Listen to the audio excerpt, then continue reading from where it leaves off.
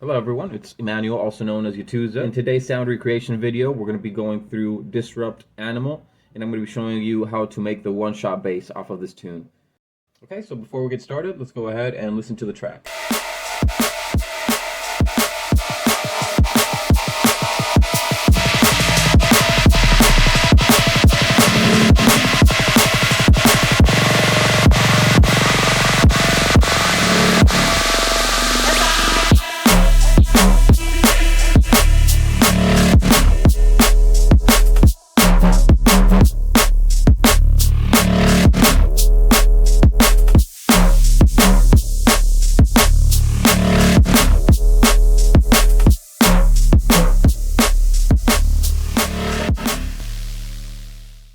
Okay, so I'm going to be recreating the main bass on this, and I will be sharing the post-processing of the bass as well.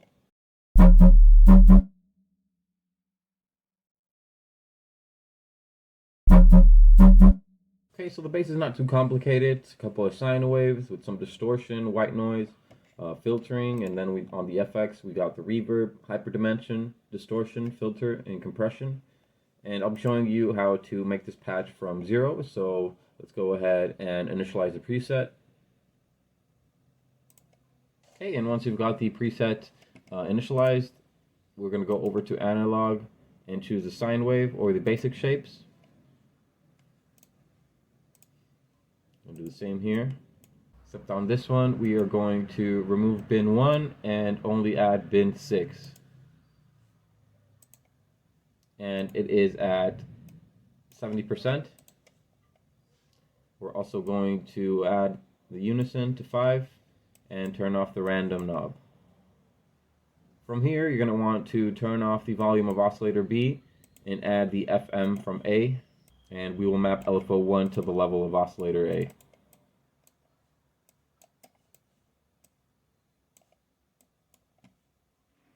Okay, so once you've got the LFO1 linked to the level of oscillator A, we're going to turn on the filter here and go over to the MISC tab and go down to the French low pass. We'll add some drive here, around 18 to 20%, and we will map LFO1 to the cutoff of the filter as well.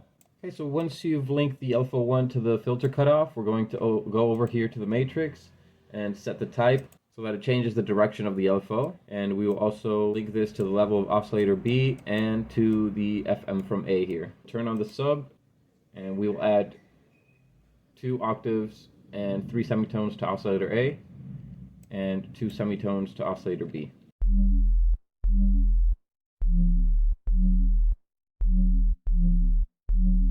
Turn on the noise and put the sub and the noise directly out, as well as link the LFO1 to the level of the noise. And we will go back into the matrix and change the direction of it. Then we can go into the effects tab, turn on the hyper dimension and lower the mix, and you want to lower the size as well. Then we will grab a reverb and put that at the top, lower the dry wet to around 3 to 5%. You want to play with the low cut here so that there's not a lot of low frequencies in your reverb. Lower the high cut, and we'll put the spin rate at around 45%. Okay, so after you got the reverb and the hyperdimension, you want to turn on the distortion, and we're going to go over to the sine shaper and put the distortion drive up to 35%.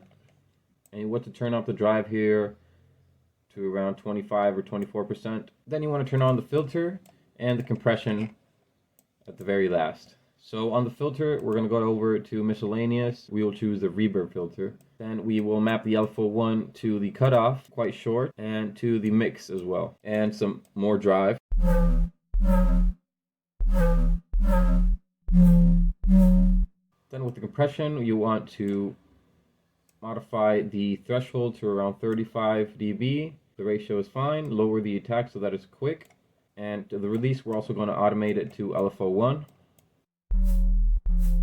Okay, so you're going to want to put the filter cutoff at around 55 Hertz. So with some fine tweaking here with the LFO1, I managed to capture that movement from the original track. So then we're going to go over to the global tab here, and we want to lower the width of the unison to 11 on both sides. And the last thing that we want to do is go into the matrix and route LFO1 to the master tune, and we just want a short modulation here with LFO1 on the global pitch of the bass. You also want to raise the volume of the master. And instead of putting it in trigger mode, we're going to put it in envelope mode. And don't forget to turn on the mono. And that would be it for this patch. I mean, I think we got pretty close to the original. And I'm going to go through the post-processing now so that you can understand a little bit more of how we did it. We've got the meld the wave shaper with a dry wood of 50%.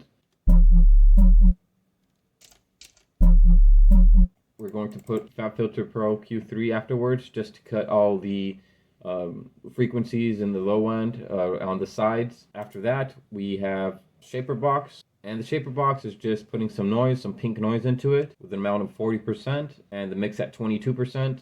And the noise volume is at minus 26 dBs. And we've also got some drive here that's increasing the distortion at a rate of about 1 bar. Got the drive percent here about 13%, and it's just to bring out those mid highs a little bit better. This is the Pro R. This is giving it a bit more room, and we got another wave shaper at 50% after the reverb, and we just want to cut all the low end out from the reverb signal, and that's going parallel to what the bass is. And with that layered, I went ahead and put a FabFilter Saturn distortion, and I put the crossover around 314 Hz. Don't forget to turn on linear phase and the high quality knob here, and with the drive percentage as 20%. And that would be it for the main bass.